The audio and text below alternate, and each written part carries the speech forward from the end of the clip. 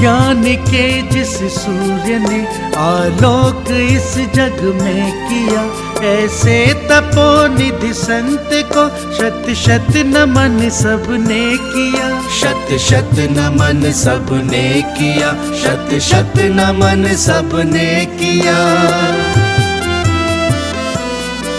जिसने सराकों के लिए सर्वस्व अर्पण कर दिया, सर्वस्व अर्पण कर दिया। जिन धर्म शिक्षा संस्कृति निज संस्कार को बल दिया, निज संस्कार को बल दिया। ऐसे ज्ञान के सूर्य का जग ने महावंदन किया। ऐसे तपोनिधि संत को शत शत नमन सबने किया। शत शत नमन सबने किया, शत शत नमन सबने किया। तुमने स्वयं अपना समाजोत्थान को अर्पित किया, उत्थान को अर्पित किया। महावीर के महाधर्म के महार्थ को व्याख्यात किया, महार्थ को व्याख्यात किया। सरा को धारक जग ने पद इसीलिए तुमको दिया। ऐसे तपोनिधि संत को शत शत नमन सबने किया। शत शत नमन सबने किया, शत शत नमन सबने किया।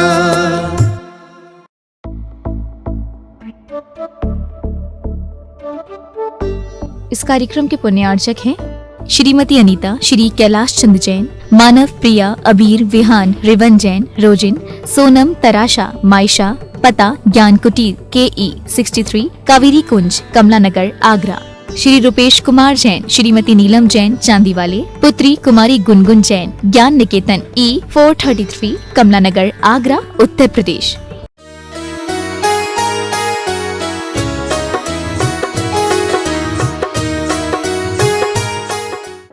उपकार के कार्य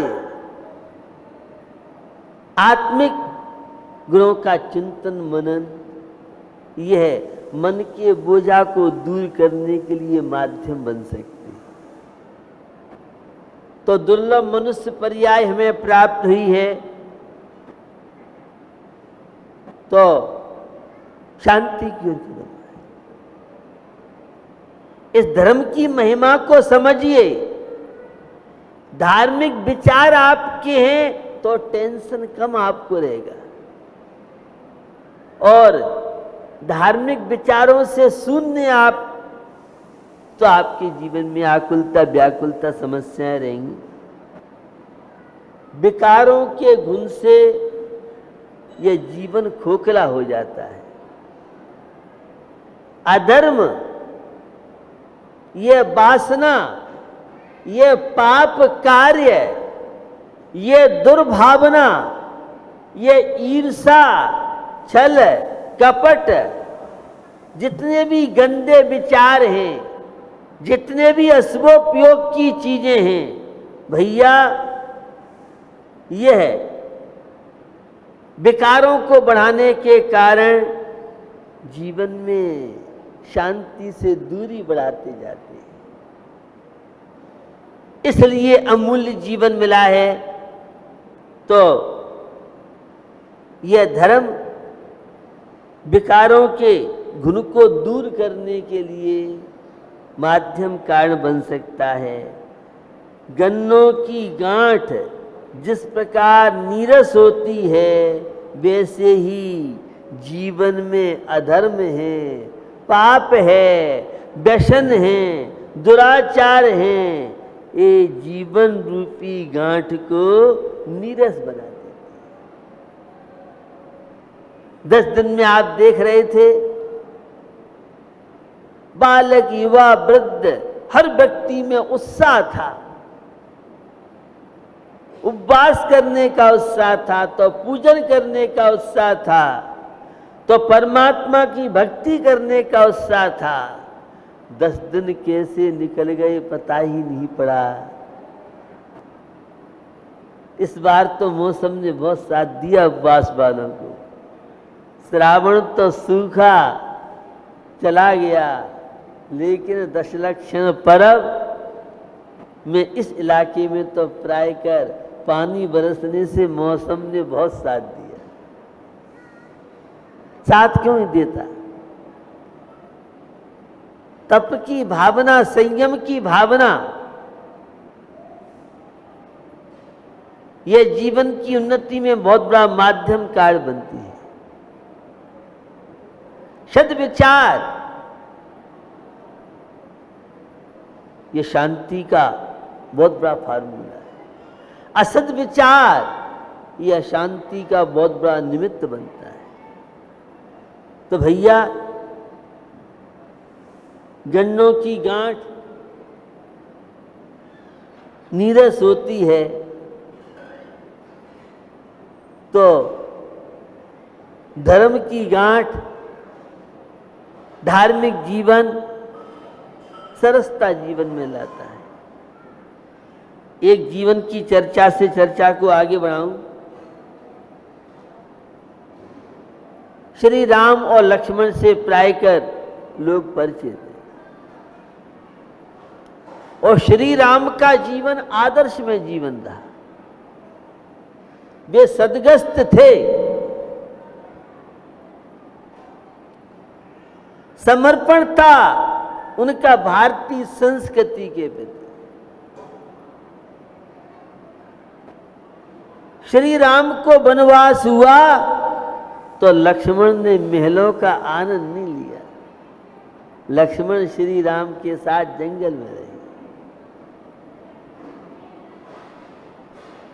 भौजाई के प्रति सद्भावना रही। जब मां सीता का अपहरण हुआ तो सीता जी अपने आभूषणों को उतार उतार के फेंक रही थी।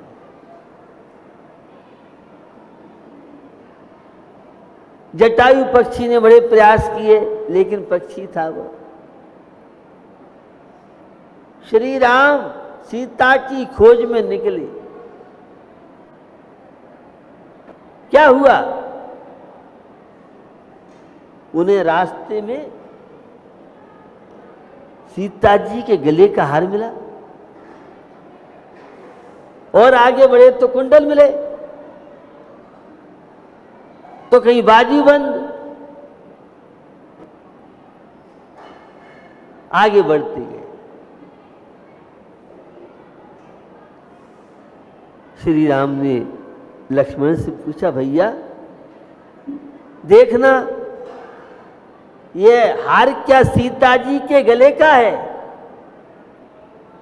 देखना ये बाजूबंद, ये कुंडल क्या सीता जी के हैं? लक्ष्मण ने सुना तो ये बड़े गंभीर हो गए, और लक्ष्मण कहते हैं, भैया मुझे माफ करना, मैं तो सीता जी के चरणों की वंदना करता था, तो मात उनके बीछिया तो मैं जानता हूं। उंगली में, पैर की उंगली में पहनने वाले कहीं बीछिया बोलते हैं, मैं तो केवल उन्हें जानता हूं, बाकी के सीता जी के किसी आभूषण को नहीं जानता हूं। यह था एक देवर का भौजाई के प्रति आदर्श में। बुरी नजर वाले तेरा मुंह काला, ये कोटेशन पढ़ते हैं। ये श्रावकाचार का काम करता है, ये विवेक का काम करता है। शरीर से आत्मा भिन्न है, ये तो आसान है, लेकिन किसी के प्रति खोटी नजर से नहीं देखना, यह है सम्यक दर्शन, यह है विचारों की पवित्रता। तो हमें यह अमूल्य जीवन मिला है, अध्यात्म का पान करो। 12 अनुप्रेक्षाएं सत्य का ज्ञान कराती है। क्या है यह जीवन? जो कुछ देख रहे हैं ये सारा विनाशशील है। इसलिए अध्यात्म की साधना करो। अध्यात्म माने नैतिक मूल्यों का विकास,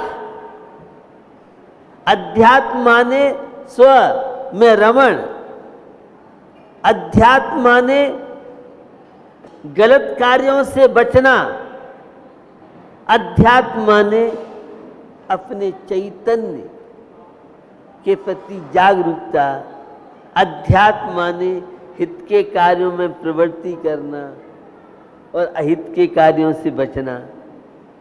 तो यह दशलक्षण पर्वराज, पर्युषण पर्वराज, 10 दिन तो आपने खूब पूजा भक्ति व्रत पास किया, लेकिन यह निरंतर चलता रहे।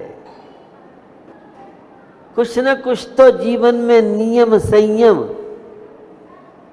श्रेष्ठ आचरण अगर हम करेंगे तो जीवन में अद्भुत शांति मिलेगी। कल आपने देखा होगा कई युवा मुझसे कह रहे थे, महाराज हमने जीवन में कभी उपवास नहीं किया,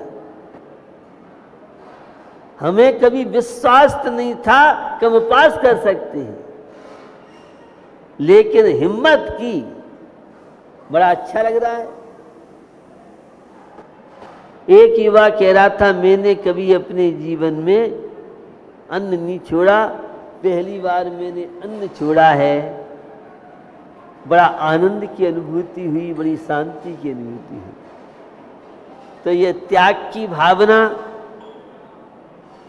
यह उपवास आदि की भावना जीवन में शांति कारण बनती है। तो 10 दिनों में जो साधना की है, यह साधना हमारी निरंतर आगे बढ़ती रहे।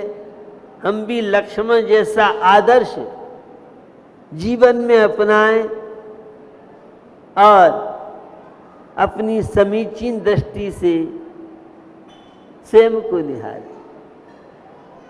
दूसरों को तो अनंत काल से देखा, एक बार नर जीवन मिला है तो अपने आप को देख। ये पंक्तियां आपको याद दिलाना चाह रहा हूं। तू नित्य पोखे ये सुख जो धोबे त्यों मेली, निश दिन करे उपाय देह का, रोग दशा फैली। भैया कैसा है शरीर, तू नित्य पोखे यह सुख है। जो जो तू इसे हृष्ट पुष्ट बनाने का सोचता है, त्यों त्यों शरीर तो कमजोर होता जा रहा है। रोगों का यह मंदिर कहलाता है। तू नित्य पोखे यह सुख है, जो धोवे त्यों मैली। जो जो इसको सुंदर बनाने का प्रयास करता है, त्यों त्यों ये अपवित्रता फैलाती जाती है। शरीर का स्वभाव है। इसलिए इस शरीर से तप संयम त्याग की साधना हम अपने जीवन में करें। तो यह है दशलक्षण पर्युषण पर्वराज हम सबको जगाने के लिए आए और प्रत्येक क्षण जागते रहे। कर्मों के बंध से बच कर के आत्म शांति की ओर बढ़ें। तो आप देख रहे हैं यहाँ विराटनगर से, खेखड़ा से, दिल्ली से और कई स्थानों से लोग आज 11 दिन के बाद आज 12वें दिन लोग पालना करेंगे। और कल मैंने बताया था जिन्होंने 10 उपवास किए हैं वे ठंडी चीज़ों से बचे। उपवास करने में दिक्कत नहीं आती है, लेकिन उपवास करने के बाद फिर बहुत साधना की आवश्यकता पड़ती है। 10-5 दिन खाने पीने में तो मूंग की दाल का गर्म पानी पिए, ठंडी चीज़ें खाने की इच्छा भी हो तो भी नहीं खाना है, क्योंकि 2-4-8 दिन बड़ी सावधानी से आपको निकालना है, क्योंकि 11 दिन आपका पाचन तंत्र विश्राम में था। अब एकदम उस पर बोझा डाल देंगे तो दिक्कत हो सकती है।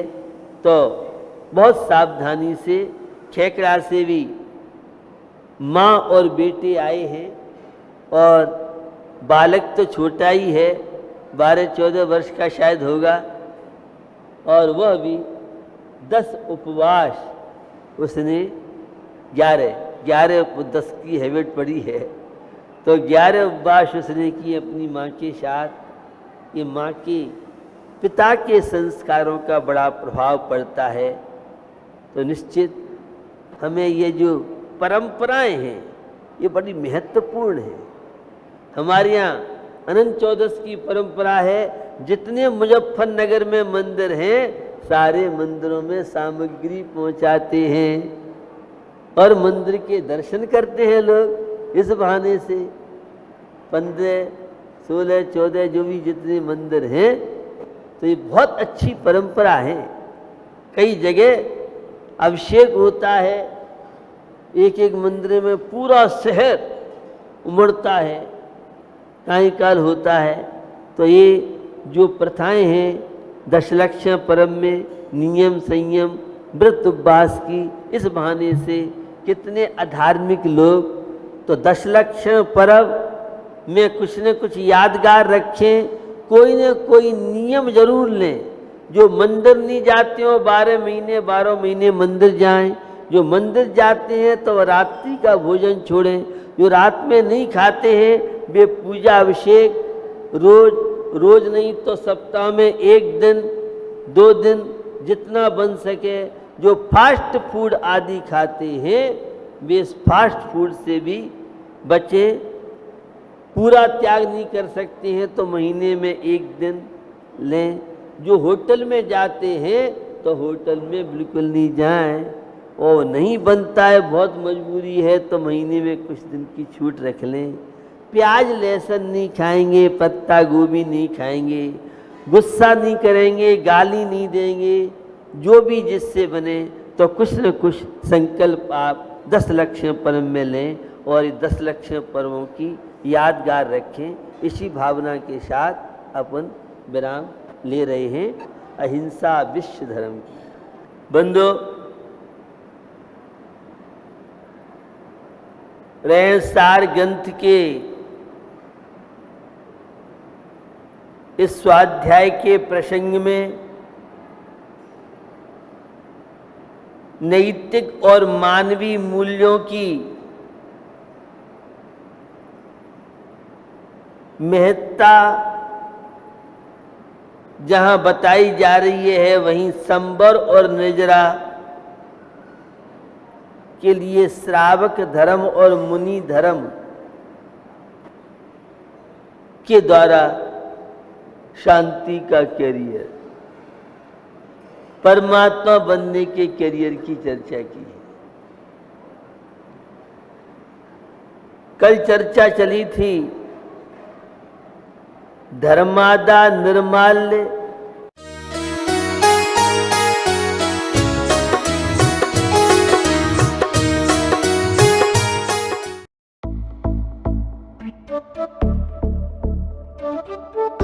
इस कार्यक्रम के पुण्यार्चक थे श्रीमती अनीता, श्री कैलाश चंद जैन, मानव, प्रिया, अबीर, विहान, रिवन जैन, रोजिन, सोनम, तराशा, मायशा, पता ज्ञान कुटीर KE 63, कावेरी कुंज, कमला नगर, आगरा। श्री रूपेश कुमार जैन, श्रीमती नीलम जैन, चांदीवाले, पुत्री कुमारी गुनगुन जैन, ज्ञान निकेतन E 433, कमला नगर, आगरा, उत्तर प्रदेश।